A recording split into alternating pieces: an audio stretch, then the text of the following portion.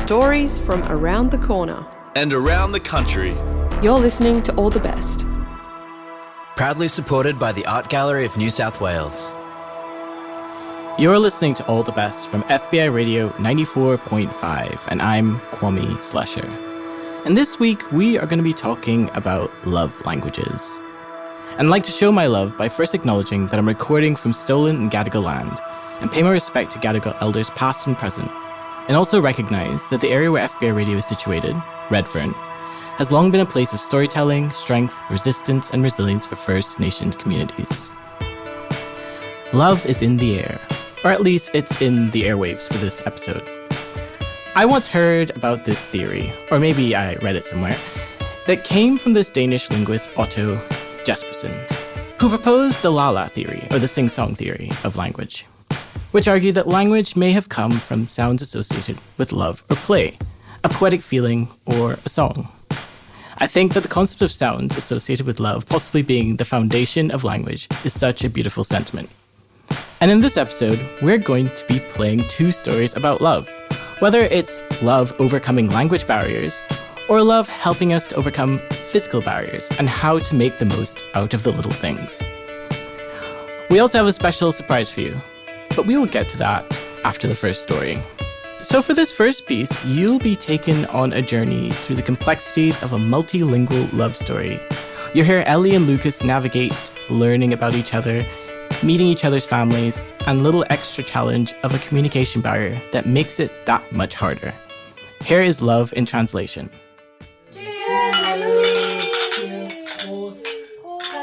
The short answer is that we met 10 years ago at my university summer ball.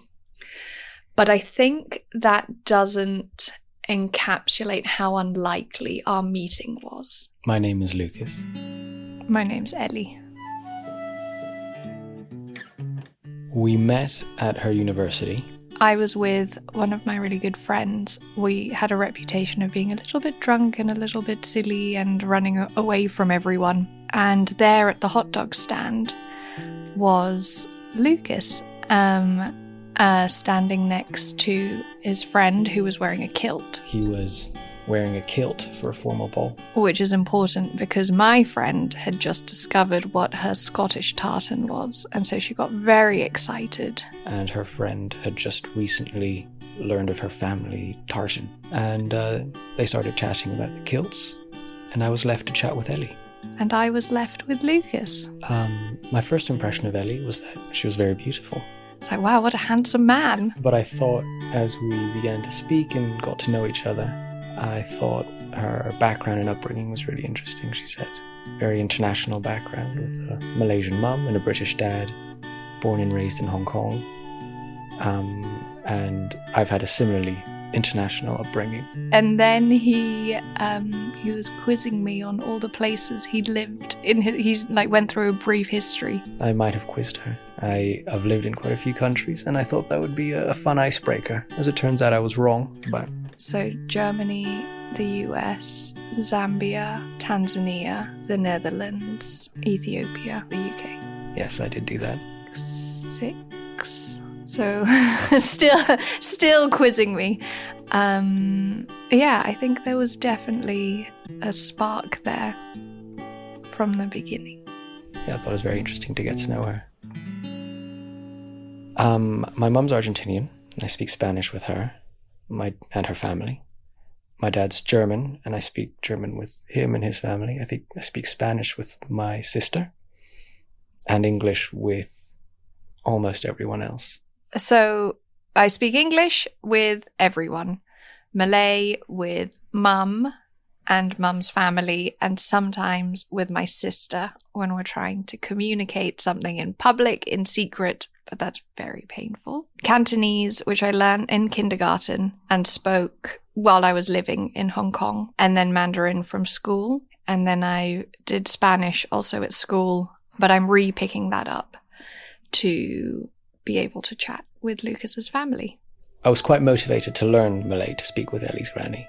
I really wanted him to learn Malay in the lead up to going to visit my Malay grandmother, my matok. Some Malay words wormed their way into our everyday use, such as mandi for shower or busu for stinky. And I think I've just picked up these odd words that kind of I use regularly.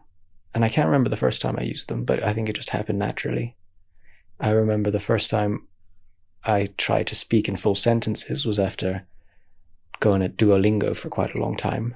And he did put in a lot of effort, but through like Duolingo, which only does Indonesian, which isn't the same. I mean, it's similar, but it's not the same. And I remember an underwhelming reception. I think some of the language used was incorrect, and certainly Ellie's grandmother was very unimpressed. I think it took the wind out of my sails. And when Lucas spoke to Matto the first time he met her, she just gave him a bit of a puzzled look. So he did try. And I think when that was unsuccessful the first time, I think that hit my motivation somewhat. And I didn't stick at it as diligently as I probably should have.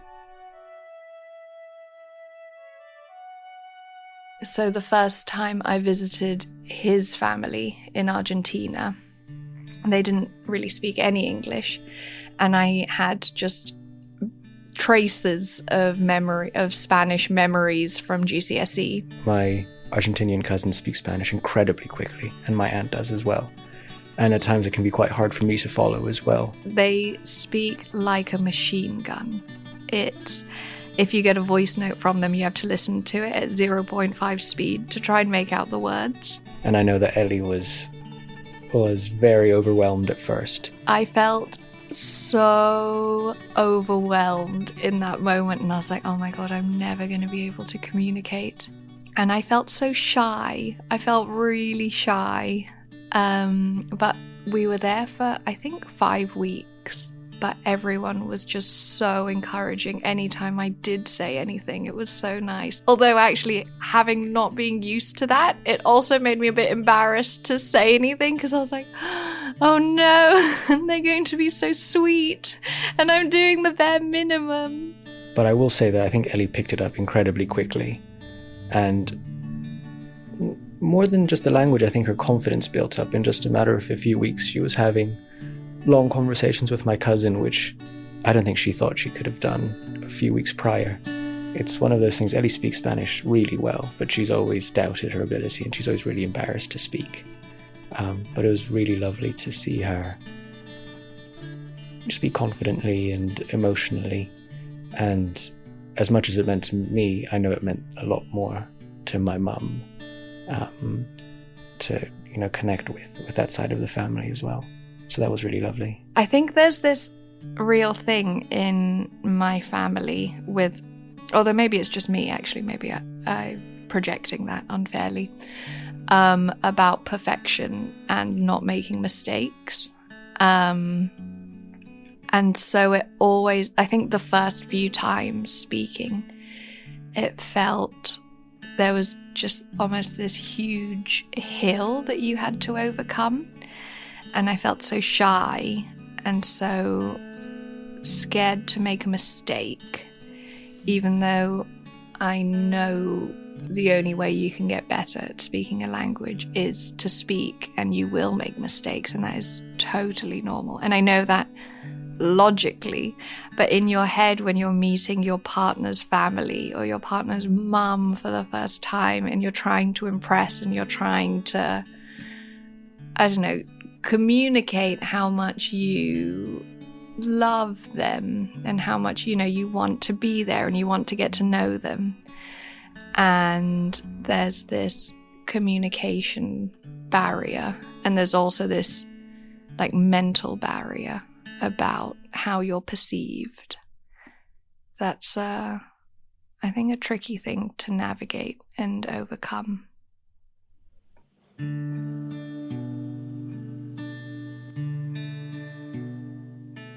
I think I definitely think differently when I speak in Spanish, or any language other than English. But I suppose the context is also different. I speak Spanish almost exclusively to my mum and sister, and German almost exclusively to my dad. So for me, those languages are, at least me speaking those languages, are very intimately tied to those people and my relationships with them.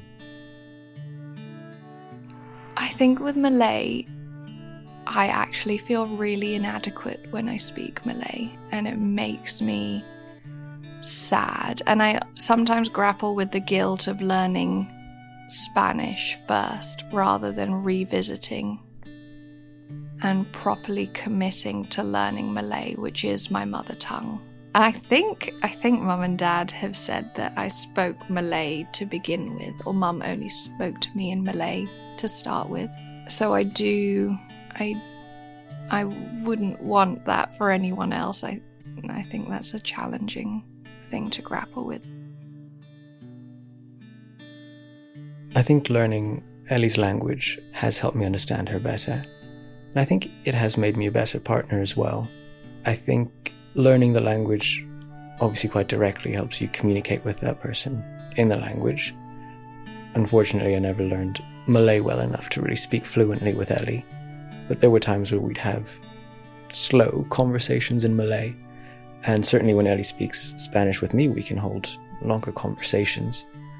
I think more than that, though, just the act of learning a language for someone else is very touching. And I love the fact that Ellie just learned Spanish to connect with that part of my background, to connect with my family, my Argentinian family who don't speak any English.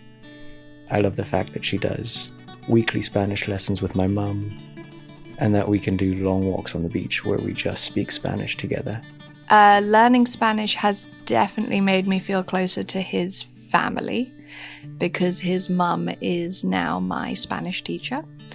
And I do classes with his sister's boyfriend. So it's the partners and his mum.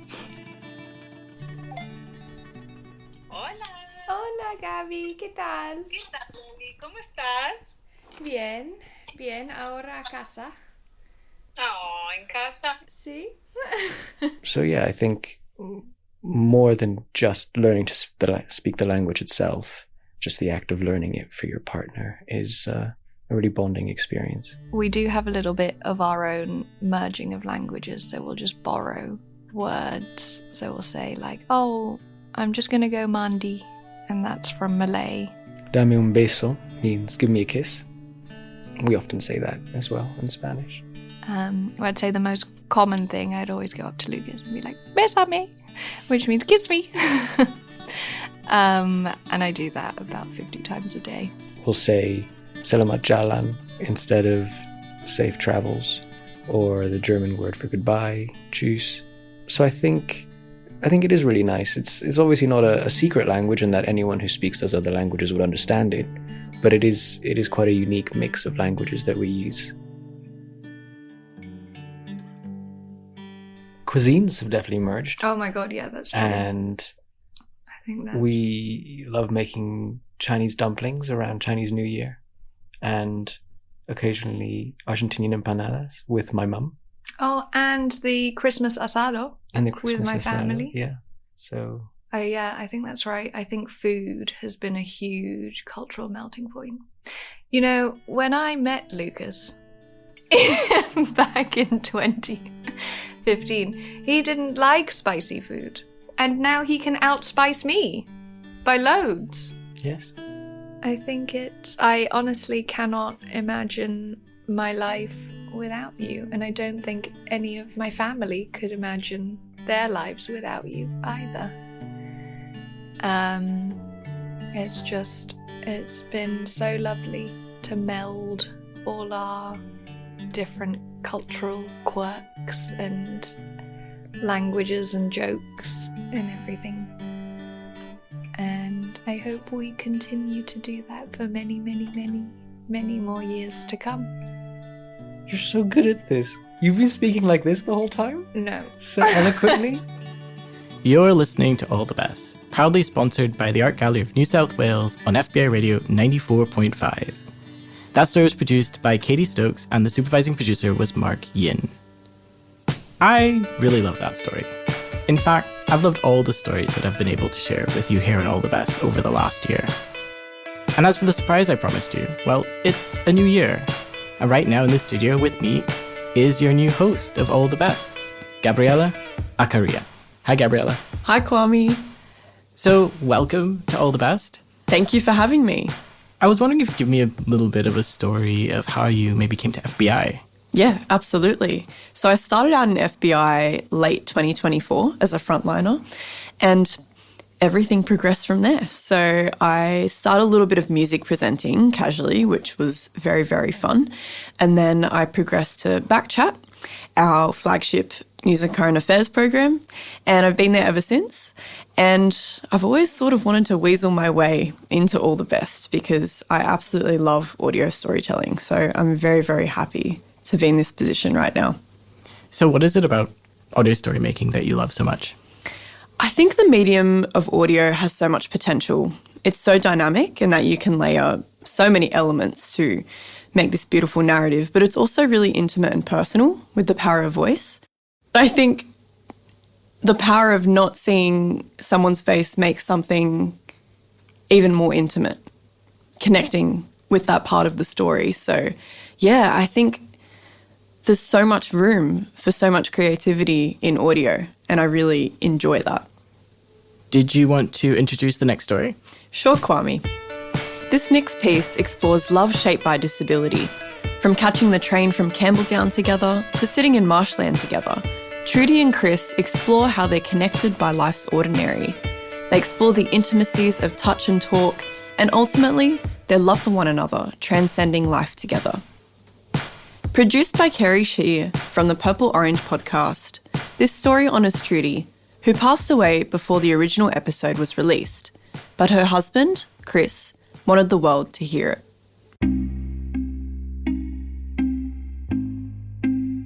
Hello, my name is Carey Scheer, and I make stories for the Purple Orange podcast. Some stories stay with you. The one you are about to hear definitely will for me. This one comes with a trigger warning. You're going to hear the voice of someone who has passed away. I first met Trudy Jepp years ago when we filmed a story about her home. It was designed for her, giving her the freedom to live life on her terms. A few years later, I told yet another story with her, this time about her career at SA Ambulance, where a little upfront effort to make her workplace accessible led to over 30 years of dedicated service. But then we made one more story, and this one is different. About a year and a half ago, I ran into Trudy again. She was beaming. She told me about Chris, a man who had been widowed and had started using a wheelchair later in life.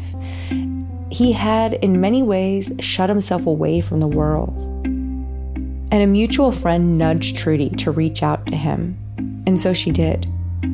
"Let's ride the train," she told him, "to anywhere, to nowhere."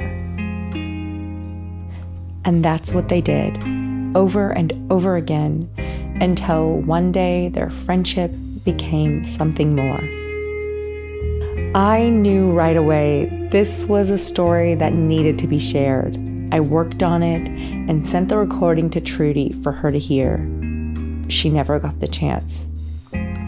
The next day, her husband Chris called me. Trudy had passed away the night before.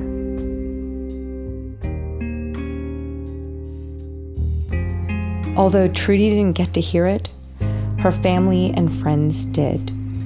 This story was played at her celebration of life, and now her husband, Chris, wants you all to hear it too.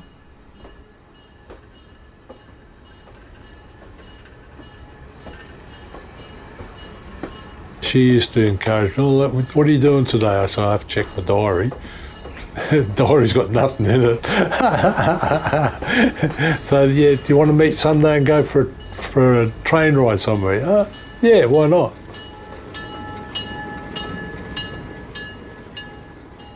I'd come from Campbelltown, right?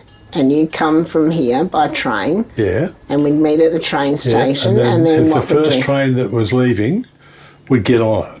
wherever was first, And then it'd come back. Sometimes we get on another one and go out again. just because we could. To go out on a train and go somewhere and have a meal with Trudy and stuff, it took a lot of stuff away from the inside of me, and I got rid of it. I loved it because it was like freedom.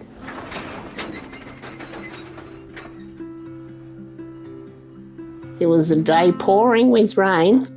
Chris met me outside at Simonanova, and I only found where he was because of the tyre tracks. I just followed them, and so we went into Simonanova. The movie wasn't on for quite a while. She said to me, she said, do you want us to be mates, or do you want to take it any further? And I thought about it for about 2 seconds, and I said, no, I don't want to just be mates. I want to be with you. So we went into the movies. He didn't know whether to put his arm around me or hold my hand or what to do. I was nervous. Yeah. And it would sort of start to go up, and then it was like, no, I won't. And then he just didn't know what to do. And so I was just sitting there watching the movie, and I thought, he'll work it out. And the other thing, did she tell you how she loves ramps? No. Oh, did she tell you how she likes to go through water? Did she tell you how she likes to slide around on gravel? Oh, you need to talk to her. we can be going along a street and she'll disappear. So where did she go? There's a ramp going up into a building. She goes up it and back down it. Just because I can. She doesn't care about the chair. Yeah, she just drives through this pond, splashes water everywhere. Because I can. Sliding, I think you'll get hurt, don't do that. Oh, it'll be all right, slipping and sliding around. Oh, she doesn't worry about falling out of a chair or anything. You've got to explore. If you don't explore, you don't know.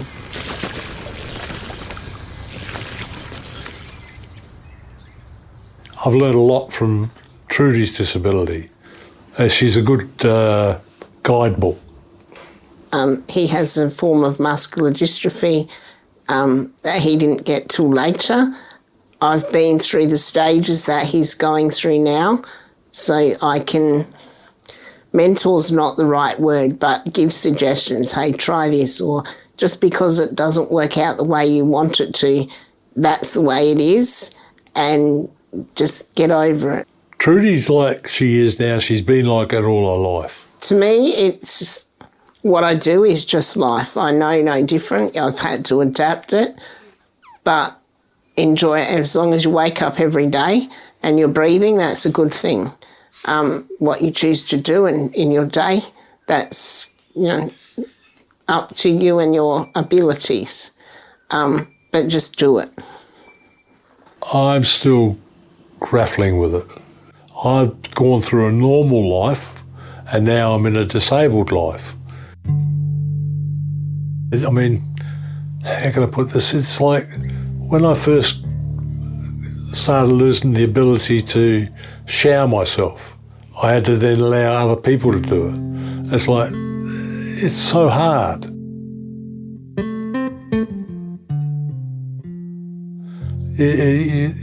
To be able to have someone do it to you and for you, it mucks up your mind. I know how to drive a car and everything, but I can't do it. It's frustrating, is the word. I worry about everything, and I think, well, I should be able to do that. I put perspective on the situation.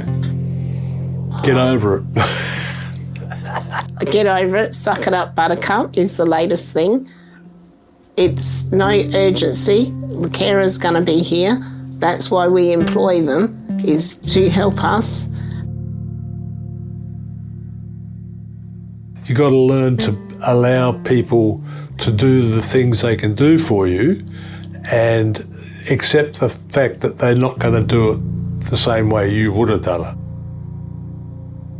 One of my favourite sayings is choose your battles. Like, as long as it gets done, it might be different to the way you want it to be done, but as long as it's done in the end, that's got nothing to worry about.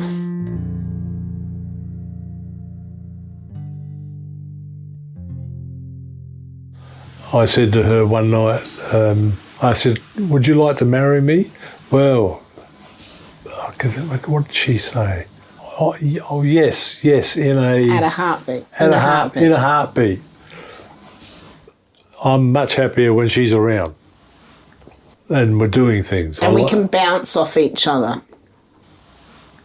Trudy, even though Trudy and I go to bed together, we don't react together in bed, we just talk with one another. And yeah, that's the way it is. For me to be able to give her a cuddle and to have a kiss, it can take 10 minutes just to get ready, to get in the right position so that we can actually have a kiss. I have to set up my chair right, and normally I have to put a headrest on, and then I have to position myself in a certain position alongside her chair, which is sometimes gets a bit hard, and then I've got to be able to get her over to me, and I've got to position myself in the right way, and her head's got to be right. There's a lot to it. But once we get there, it's all right. Or, you know, we might go and, you know, it might be a nice day, so we'll go, say, to a park or wetlands or something, you know, sit under a beautiful tree, have a talk, you know, rah-rah-rah, and you're talking for a while, and then you sort of feel, I feel like a bit of a smooch right now, and it's like, there's a carer coming in 10 minutes. That's not going to happen. And it's not spontaneous. The idea is that's where it ends. That's right. But we'll sit side by side in the sun. She'll face that way, I face this way, and I just have my arm over her like that. And we put our chairs back and just rest. And we're happy with that. Yeah. It's just contact. It's the little things we do for one another. I hold her arm up so she can scratch her ear or something like that. Sort of, yeah. I pick up her hand sometimes and kiss it. Even in bed of a morning, like when they're dressing Trudy and everything, they roll her towards me, and if I'm still in bed, I can put my hand over there, I can touch her face, she'll kiss my hand and stuff like that. And sometimes, I'm getting really intimate now, sometimes when, like Chris, he puts his arm over and I can, you know, lick his hand or lick his arm or something, and the carers wouldn't even know what's going on. And it's like, yes, we can do this. Yeah, they got to make the most out of the little things. And, you know, it might only be for 16 seconds, but it's 16 seconds of your life that is just memorable.